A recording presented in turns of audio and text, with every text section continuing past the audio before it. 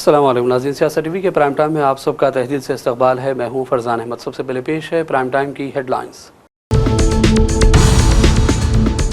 Israel ने Iran का सबसे बड़ा पेट्रोकेमिकल प्लांट तबाह करने का किया दावा। तेल अवीव में ईरानी मिसाइल हमले, 4 हलाकतों की तस्दीक, मुतादिद दीगर जख्मी।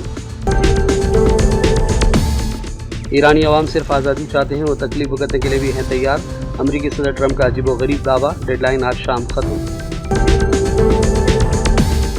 इसराइली वज़ीर-ए-आज़म नेतन्याहू ने ट्रंप को कॉल करके कहा जंगबंदी न करें। इसराइली अहदेदार का इंकशाफ। अक़वाम मुत्तहिदा की सलामती कौंसिल में आपना हुमूस के रास्ते तिजारती जहाज़रानी के तहफ़्फ़ुज़ से मुताल्लिक़ करारदाद पर वोटिंग मुतवक्को। तेल की कीमतों में इजाफे के दरमियान पेशरफ्त मुमकिन। कांग्रेस सदर खड़गे की आसाम के चीफ मिनिस्टर पर सख्त तनकीद, करप्ट करार दिया। कहा मोदी और मोहन भागवत करप्शन के खिलाफ दावे करते हैं, लेकिन आसाम के चीफ मिनिस्टर की करते हैं सताइश। केरल के चीफ मिनिस्टर पी विजयन का ओहदे पर बरकरार रहने का वक्त खत्म हो गया, तब्दीली ज़रूरी। मोदी और बीजेपी से भी अवाम दूर रहें, चीफ मिनिस्टर रेवंत रेड्डी का बयान। और साबिक़ चीफ मिनिस्टर तेलंगाना केसीआर के मकान पर मुबैना कांग्रेसी कारकुनों के हमले की सख्त मजम्मत, पुलिस शफाफ जांच करे। बीआरएस लीडर डी श्रावण ने किया मुतालबा। हेडलाइंस आपने देखी और पेश खबरों की तफसीलात शुरुआत करेंगे बड़ी खबरों से। इसराइली वज़ीर-ए-आज़म नेतन्याहू ने दावा किया कि इसराइल ने ईरान का सबसे बड़ा पेट्रोकेमिकल प्लांट तबाह किया है। उन्होंने कहा कि हम मुनज़्ज़म अंदाज में IRGC यानी पासदाराना इनक़लाब की माली मिशन को ख़त्म कर रहे हैं। एक अलहदा बयान में इसराइली दिफाई फ़ौज IDF ने भी कहा कि उसने ईरान के 2 सबसे बड़े पेट्रोकेमिकल कॉम्प्लेक्सेस को निशाना बनाया, जिसके नतीजे में ईरान की पेट्रोकेमिकल बरामदात का 85% से ज़्यादा हिस्सा नाकारा हो गया। इस दौरान ये भी इत्तला है कि ईरान में लगभग 20 मज़ीद अफराद उलक़्मे अजल बने हैं। जवाब में ईरान ने तेल अवीव समेत दीगर इलाकों में मिसाइल हमले किए। ईरानी हमलों के बाद इसराइल में सायरन बजने लगे। इसराइल ने ईरान में मजीद मुकामात पर हमलों की भी इत्तला दी। अमेरिका की सेंट्रल कमांड ने कहा कि 28 फरवरी से जारी जंग के दौरान उसने ईरान में 13,000 से ज़्यादा अहदाफ को निशाना बनाया। सेंट्रल कमांड ने अपनी फौजी कार्रवाई के दौरान 155 से ज़्यादा ईरानी बहरी जहाज़ों को भी नुकसान पहुँचाया। इस दौरान ताज़ा इत्तला के मुताबिक इसराइली शहर हिफा की कई इमारतें ईरानी हमलों में मलबे का ढेर बन गई, जहाँ 18 घंटों से जारी रेस्क्यू ऑपरेशन के बाद 4 लाशें निकाल ली गई हैं, जबकि 4 इसराइली जख्मी भी हुए हैं। अमरीकी सदर ट्रंप ने हैरतअंगेज़ दावा करते हुए कहा कि ईरानी अवाम तकालीफ भुगतने के लिए आमादा है। उन्होंने कहा कि अगर ईरानियों के घरों के करीब भी बम गिरे हैं तो वो कहते हैं कि और बम मारो, ईरानी अवाम सिर्फ आज़ादी चाहते हैं। ट्रंप ने कहा कि ईरान में खातून मुजाहिरीन को माथे पर गोलियां मारी गई, इसके बाद मुजाहिरीन दोबारा नहीं आए। इसके अलावा ट्रंप ने नाटो को कागज़ी शेर करार दिया और कहा कि नाटो के साथ जापान और जनूबी कोरिया ने भी हमारी मदद नहीं की, लेकिन सऊदी अरब, कतर, UAE, बहरीन और कुवैत का हमारे साथ ताल्लुक़ शानदार रहा। ट्रंप ने कहा कि कुवैत ने हमारे 3 तैयारे मार गिराए, उन्हें हमारे पैट्रियट मिसाइल चलाने नहीं आते थे। ट्रंप ने एक मरतबा फिर पाकिस्तानी वज़ीर-ए-आज़म शहबाज शरीफ का जिक्र किया और कहा कि शहबाज के मुताबिक अगर ट्रंप जंग न रुकवाते तो 3 से 5 करोड़ लोग मारे जाते। ट्रंप ने ईरान को अपना हुर्मुज़ खोलने और डील के लिए आज रात तक की डेडलाइन दे रखी है। ट्रंप ने प्रेस कॉन्फ्रेंस में कहा कि ईरान के लिए आज की डेडलाइन खत्म ही है। उन्होंने डील न होने की सूरत में ईरानी पावर प्लांट्स और इंफ्रास्ट्रक्चर को तबाह करने की धमकियाँ दी। They are both recovering very well. They were both injured, and they're doing well. Mr. President, Mr. President, are you convinced committing a war crime? What else?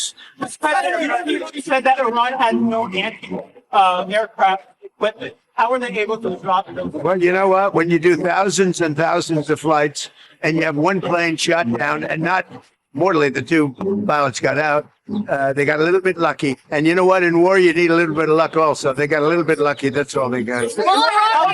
Ending the war. What's stopping you from ending the war? Well, it could end very quickly, the war. They do what they have to do. They have to do certain things. They know that. They've been negotiating, I think, in good faith.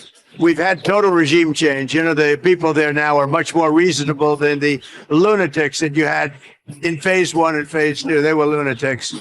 The people that we're negotiating with now on behalf of Iran are much more reasonable. You can call it what you want, but I call it regime change, and I think most people are giving us credit for that. The first regime was taken out. The second regime was taken out. Now the third group of people that we're dealing with is not as radicalized, and we think they're actually much smarter. Why did you use such vulgar language in that True Social post? Only to make my point. I think you've heard it before. Mr. President, have you spoken to the families of the airmen that received? Have you spoken to the families there that were saved? I'm going to be doing it right now. Mr. President, what do you say to Americans who are not a fan of the war? They're foolish because the war is about one thing. Iran cannot have a nuclear weapon. Had we not broken the Barack Hussein Obama agreement, you know what I'm talking about, the Iran nuclear deal. This is years ago, my first term. You would have had a total, Israel would have been gone, extinguished. Israel would have been wiped off the face of the earth, and the entire Middle East would have been, at a minimum, in big trouble. But I did it. That was phase one. We killed Soleimani. Without Soleimani, if they had Soleimani, it would be a whole different thing. Maybe. Would still be winning, but it would have been harder. Because we are obliterating that country. And I hate to do it, but we're obliterating. And they just don't want to say uncle. They don't want to cry, as the expression goes, uncle. But they will. And if they don't, they'll have no bridges. इसराइली अहदेदार ने दावा किया कि Israeli वज़ीर Netanyahu ने Trump को call करके कहा कि जंगबंदी ना की जाए। इसराइली अहदेदार ने कहा कि नेतन्याहू ने ऐसे किसी भी इक़दाम पर खदशे का इजहार किया। ट्रंप ने नेतन्याहू से कहा कि ईरान ने अमरीकी शराइत मानी तो सीज़ फायर हो जाएगा। अहदेदार के मुताबिक ट्रंप ने कहा कि इस मुतालबे से दस्तबरदार नहीं होंगे कि ईरान अफजुदा यूरानियम हवाले करे और आइंदा अफजूदगी न करने का यकीन दिलाए। उधर ईरान के वज़ीर दाखिला ने कहा कि मुल्क भर से 1 करोड़ 20 लाख अफराद ने अमरीका और इसराइल के खिलाफ लड़ने के लिए खुद को रजिस्टर करवाया है।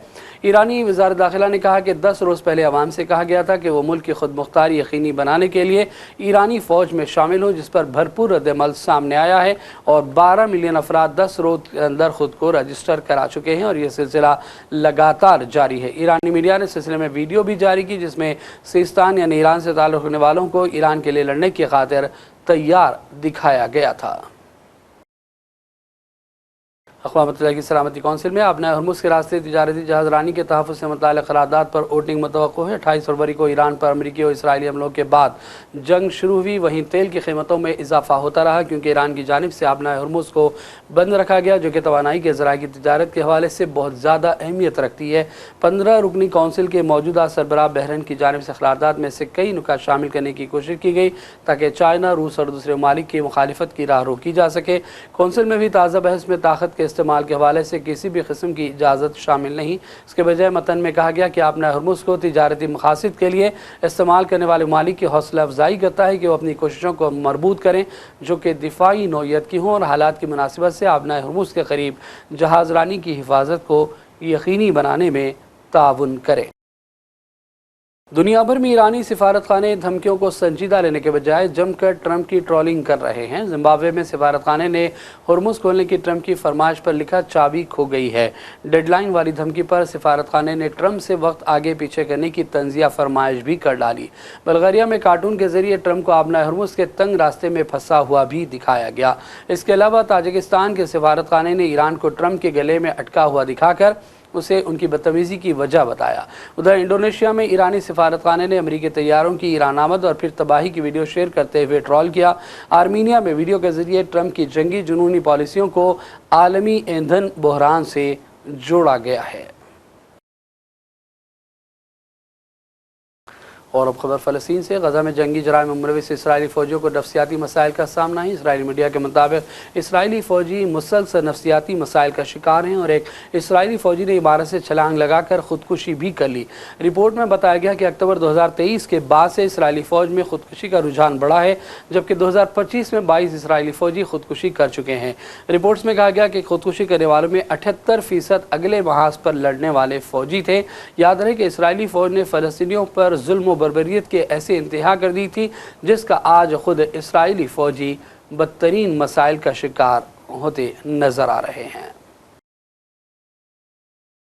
और बढ़ते हैं चंद कौमी और रियासती खबरों की जानिब। कांग्रेस सदर खड़गे ने आसाम के चीफ मिनिस्टर पर तनकीद की और कहा कि वो जिस नफरत की ज़बान का इस्तेमाल करते हैं वो काबिल मजम्मत है। करप्शन के खिलाफ बयान देने वाले मोदी और मोहन भागवत आसाम के चीफ मिनिस्टर बसवा शर्मा की सताइश करते देखे जाते हैं। ये दोगलापन नहीं तो और क्या है, आइए देखते हैं खड़गे का ये बयान।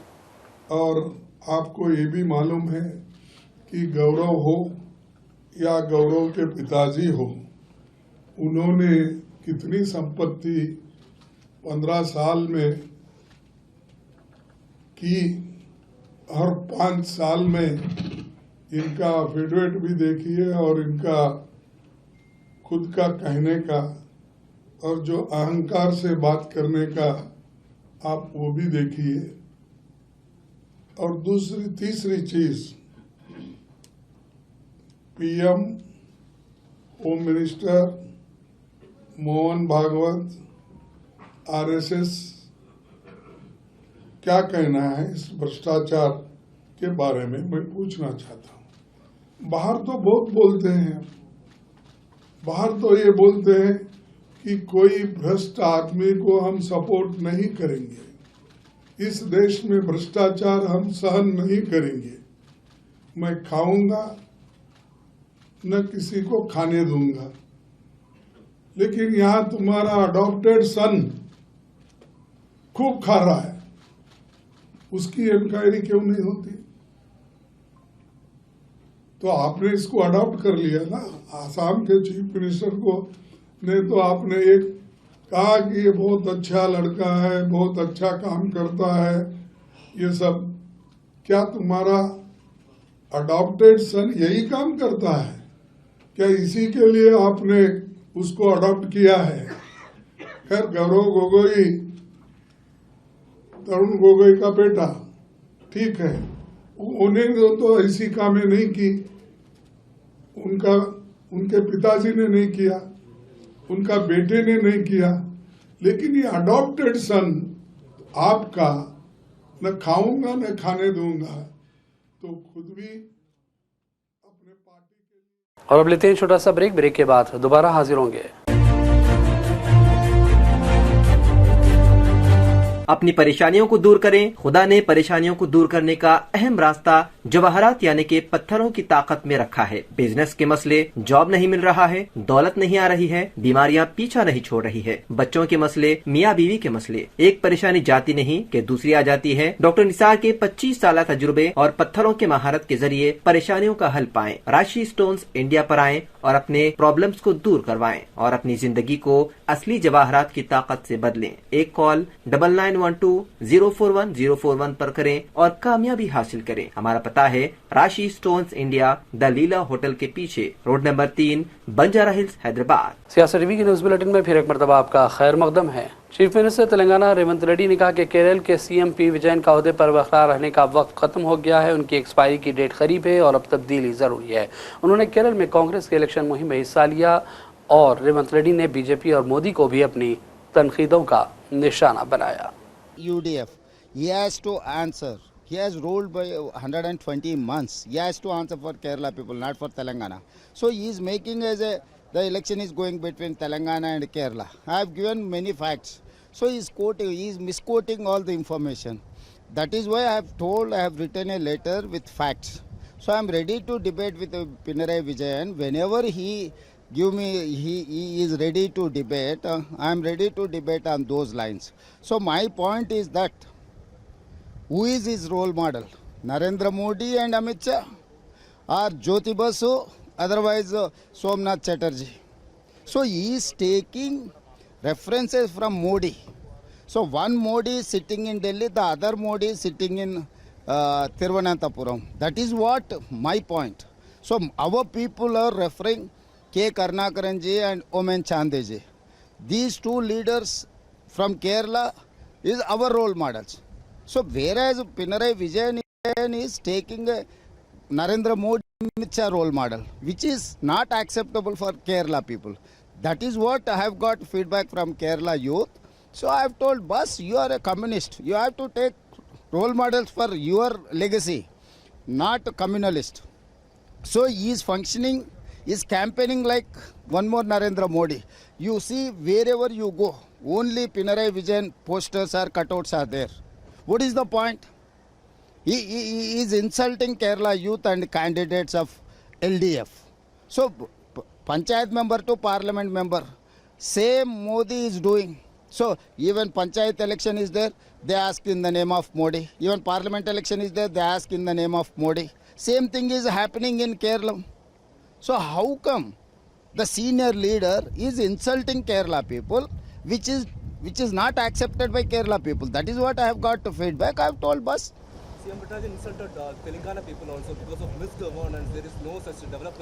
But that previous his friend, his close friend of Pinarayi Vijayan was in Telangana, Mr. Kalvakunta Chandrasekhar Rao. He is quoting that period till 23-24. He is quoting all the before 23-24. That time I was not there. That is why Telangana people. BRS leader D Shravan ने साबिक़ा chief minister KCR के मकान पर मुबैना कांग्रेसी कारकुनों के हमले की सख्त मजम्मत की। उन्होंने कहा कि लीडर ऑफ अपोजिशन के मकान पर इस तरह का हमला जाहिर करता है कि रियासत में अमन कानून की सूरत हाल किसी भी तरह दुरुस्त नहीं है। उन्होंने पुलिस से इस पूरे मामले की शफाफ जांच का मुतालबा किया। Shri KCR is not only the president of BRS, but he is the first chief minister of Telangana and also the present leader of the assembly, leader of the opposition in Telangana Legislative Assembly. One can imagine if being a leader of the opposition in Telangana Legislative Assembly and an MLA, if Chandrasekhar Rao ji has been subjected to this kind of an attack, what is the kind of a fate of a common man in Telangana? All these attacks are being orchestrated by none other than the Chief Minister Shri Revanth Reddy. He indulged in brazen abuses till yesterday, and today he has stooped down to a level of physical assault and attack on the residence of Chief Minister Revanth Reddy, former Chief Minister Shri KCR Garu. We strongly condemn. We demand the police for an immediate inquiry to be conducted and then arrest all the culprits whosoever are there in this attack have to be arrested and imprisoned under the attempt to murder case. Because this is not a simple attack on the office, but it seems to be a serious conspiracy to eliminate Shri Chandrasekhar Rao ji. So therefore, we demand that an attempt to murder case is filed against the culprits. I am questioning Mr. Revanth Reddy today through ANI. Rahul Gandhi ji lives in Suneri Bagh in an official residence. Revanth Reddy must answer whether Rahul Gandhi also has the photograph of Narendra Modi in his residence. He is the Prime Minister of India. Being a member of Parliament, Rahul Gandhi, does he honor the Narendra Modi by placing his photograph in his residence? He may honor, but certainly he has not kept the photograph of Narendra Modi. If that is legitimized to not to keep a photograph of Narendra Modi in the official residence of Rahul Gandhi, why is that the Congress party and Revanth Reddy is insisting that the KCR must have the photograph of Revanth Reddy? Just because he is the chief minister? Telangana IPR की commissioner Priyanka ने अपने बयान में कहा कि सहाफ़ियों के accreditation दरखास्तों का अमल जारी रहेगा और इस सिलसिले में मीडिया में आने वाली खबरों पर सहाफ़ी फ़िक्रमंदी का शिकार न हो। उन्होंने बताया कि रियासती सतह पर वसूल शुदा दरखास्तों का जायज़ा 10 अप्रैल को मुनक़िद होने वाले रियासती एग्रीडिटेशन कमेटी इजलास में होगा, जिसके बाद अहल सहाफ़ियों को नए कार्ड जारी होंगे। कमिश्नर के मुताबिक अहल सहाफ़ी ऑनलाइन अपनी दरखास्तें दाखिल करें और अप्रैल महीने के दौरान ही एग्रीडेशन जारी करने का अमल मुकम्मल कर लिया जाएगा। उन्होंने कहा कि ज़िला सतह पर भी इसी महीने कमेटी इजलास होंगे जिनमें अहल सहाफ़ियों को कार्ड दिए जाएंगे। ज़िला सतह पर दरख्वास्त देने वाले सहाफ़ियों से अपील की गई कि वो फौरी तौर पर अपनी दरख्वास्तें ऑनलाइन मोड में जमा करवा दें। तेलंगाना माइनॉरिटी रेजिडेंशियल स्कूलों में साल 2026 के दाखिलों का बाकायदा आगाज़ हो चुका है। मुतहदा ज़िला वरंगल के विजिलेंस ऑफिसर सैयद अकबर और Sarwar Muhiuddin Ghazi boys one school special admission team incharge Warangal ने वालिदैन से अपील की है कि वो अपने बच्चों के बेहतर मुस्तकबिल के लिए जल्द दाखिले मुकम्मल कर लें। उन्होंने इस बात पर जोर दिया कि सरकारी सहूलतों और बिहारी तालीम से फ़ायदा उठाने के लिए फौरी तौर पर दाखिला निहायत ज़रूरी है।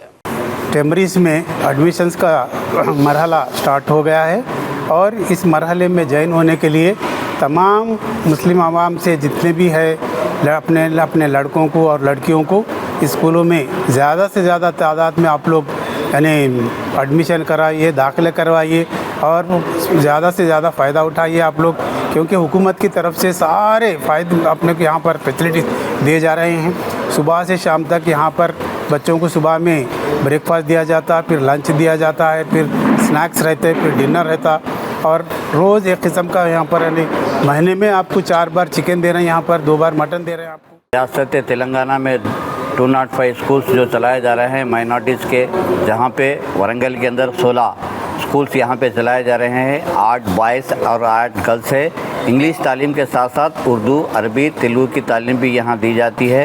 यहाँ पे जो औरत बच्चियाँ हैं उनको पर्दे का एहतमाम है और यहाँ पे काबिल टीचर्स और लेक्चरर्स यहाँ पे काम करते हैं और यहाँ पे विजिलेंस ऑफिसर्स भी। याखुदपुर हैदराबाद की मस्जिद के मौज़िन मोहम्मद अफजल हुसैन का मगरबी बंगाल से ताल्लुक़ है। उन्होंने बीटी तर्जुमान अमजदुल्लाह खान खालिद से मुलाकात की और रेलवे के एक मामले से मुताल्लिक़ नुमाइंदगी की, जिसके बाद अमजदुल्लाह खान ने इस सिलसिले में बयान जारी किया और कहा कि काचूड़ा रेलवे स्टेशन से ले जाकर मोहम्मद अफजल हुसैन को बगैर किसी वजह के हिरासत किया गया और पुलिस की जानिब से मुबैना तौर पर मारपीट भी की गई। अमजदुल्लाह ने कहा कि वो रेलवे हुकाम से इस सिलसिले में नुमाइंदगी करने वाले हैं और खाती पुलिस हुकाम के खिलाफ कार्रवाई का मुतालबा करेंगे। मुतासरा शख्स और अमजदुल्लाह खान खालिद ने इस हवाले से मीडिया को बयानात भी जारी किए। सस्पेक्ट करे, नहीं मालूम क्या सस्पेक्ट करे, इनको ऑटो में बिठा के काचीगुड़ा रेलवे स्टेशन लेकर गए। काचीगुड़ा रेलवे स्टेशन जाने के बाद में वहाँ पर एक कैंटीन में बिठाए, कोई एक ऑफिसर को बुलाए, उन्हें इनको क्वेश्चनिंग करा, फिर इनको काचीगुड़ा रेलवे स्टेशन में वहाँ का जो पुलिस स्टेशन है, रेलवे पुलिस स्टेशन, वहाँ पर ले जाकर बेदर्दी से मारे इनको। पहले तो टायर की चप्पल से मारे, बेल्ट से मारे, हाथों से मारे, वो आपके लकड़ी से मारे। उसके बाद में एक ऑफिसर अपने पैर से चप्पल निकाल के मारा इनको, गाली गलौज करके। सुबह 10 बजे से रात के 12 बजे तक वहाँ पर मारे इनको। 12 बजे इनके कुछ लोग गए वहाँ पर, बुला के इनका श्योरिटी पे छोड़े और इनको केस बुक किए। इनके ऊपर क्या केस बुक किए इनको अभी तक नहीं मालूम। कभी बोल रहे हैं कि तुम टिकटा बेच रहे हैं बोल के, ब्लैक मार्केटिंग कर रहे हैं, कभी बोल रहे हैं इनको एज ए चोर सस्पेक्ट करे बोल रहे हैं। ये कुछ नहीं मालूम अभी तक। इनका फ़ोन रख लिए, इनका आधार कार्ड रख लिए, इनके सब चीज़ें रख के भेज दिए। तो आपको जैसा कि मालूम है कि कुछ दिन पहले भी यहाँ पर ट्रेन में जो है 2 इमाम और मौज़न सफ़र कर रहे थे, तो उनको भी ऐसे ही हमारे यहाँ सिकंदराबाद से जो ट्रेन निकल के खाजीपेट जा रही थी, वो वहाँ पर उनको रोक के मारे थे ट्रेन में। तो मैं रेलवे पुलिस में जाकर केस बुक कराया था।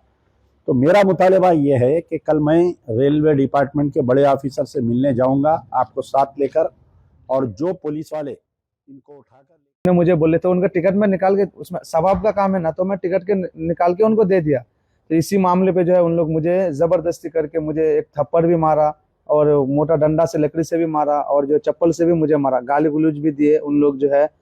फिर आपको कब से कब तक रखे पुलिस स्टेशन में वो लोग? मॉर्निंग जो है सुबह 10 बजे से रात 12 बजे छोड़े। तो आपके कोई लोग आके उन्होंने श्योरिटी देके आपको छुड़ाए? हाँ, 2 मेरा रिश्तेदार लोग है, एक फूफा एक खाला। क्या केस में बुक करे आपको? और केस जो है उन लोग बोले आपको जो है ये इसमें जाना पड़ता कोर्ट में जाने के बाद आपको जो है बेल कराना पड़ता। आपका फोन भी रख लिए? फोन भी रख लिए, आधार कार्ड भी रख लिए, 2 टिकट जो भाई लोग का था और मेरा जो घर जाने का आज जो आपके भाई को सफर करना था, जिसकी वाइफ प्रेग्नेंट है, उनका टिकट भी जो है रख लिए। आपका टिकट भी रख लिया? मेरा टिकट भी रख लिया, आधार कार्ड फोन भी रख लिया उन लोग। हाँ, तो अब आप ये इतना वाकया हुआ, आपको मारे, आपको थोड़े, अभी भी आप बोले कि कान में जो है मुझे सुने नहीं आ रहा बोले? हाँ, वो दर्द हो रहा है अभी भी। दर्द, आपकी आंखें भी अभी एक लाल दिख रही जी। तो अब आप ये रेलवे डिपार्टमेंट के बड़े ऑफिशियल थे, क्या इंसाफ चाह रहे हैं आप? क्या होना आपको इंसाफ? मुझे इंसाफ चाहिए। क्या इंसाफ? बोलिए, आप उधर देख के बोलिए। मेरा इंसाफ चाहिए मुझे, मेरे साथ ऐसा नहीं होना था। मैं एक ट्यूशन पढ़ाने वाले मुअज्जिन हूँ, मस्जिद में खिदमत करता हूँ। आप कितने साल से हैदराबाद में? आप हैदराबाद में मैं 10 साल से हूँ। 10 साल से आप? हाँ। तो ये क्या आपको ऐसा डाउट है कि आपका ये चेहरा, दाढ़ी, कुर्ता पैजामा देख के होना? शहर हैदराबाद के संतोष नगर पुलिस स्टेशन हदूद में सेल फोन इस्तेमाल करते हुए ड्राइविंग करने वालों के खिलाफ कार्रवाइयाँ की गई। 8 अफराद के खिलाफ केसेस दर्ज किए गए जो कि गाड़ी चलाते हुए मोबाइल फ़ोन का इस्तेमाल करते देखे गए। इसके अलावा मज़ीद 2 अफराद ट्रैफिक क़वानीन की खिलाफ वर्जी के मुर्तकिब पाए गए, जिनको पुलिस ने रोक किया। हैदराबाद के joint commissioner of police traffic जो एलडीओ की हिदायत और निगरानी में सेलफोन ड्राइविंग के खिलाफ ज़ोर शोर के साथ मुहिम चलाई जा रही है। कुकटपल्ली हैदराबाद में वाक़ जवाहरलाल नेहरू टेक्नोलॉजिकल यूनिवर्सिटी को आज सुबह वेबसाइट पर बम की धमकी वाली ईमेल मौसूल हुई। फौरी तौर पर JNTU हमले ने साइबराबाद पुलिस को अलर्ट कर दिया, जिसने बम डिस्पोजल की खदमात हासिल की। जांच टीम ने यूनिवर्सिटी के अहाते की तफसीली जाँच की और कहा कि ये एक जाली ईमेल था। पुलिस इस शख्स की शनाख्त कर रही है जिसने इंटरनेट प्रोटोकॉल ID के जरिए ईमेल को भेजा था। और आखिर में हेडलाइंस पर डालेंगे एक और नज़र। इसराइल ने ईरान का सबसे बड़ा पेट्रोकेमिकल प्लांट तबाह करने का किया दावा। तेल अवीव में ईरानी मिसाइल हमले, 4 हलाकतों की तस्दीक, मुतादिद दीगर जख्मी।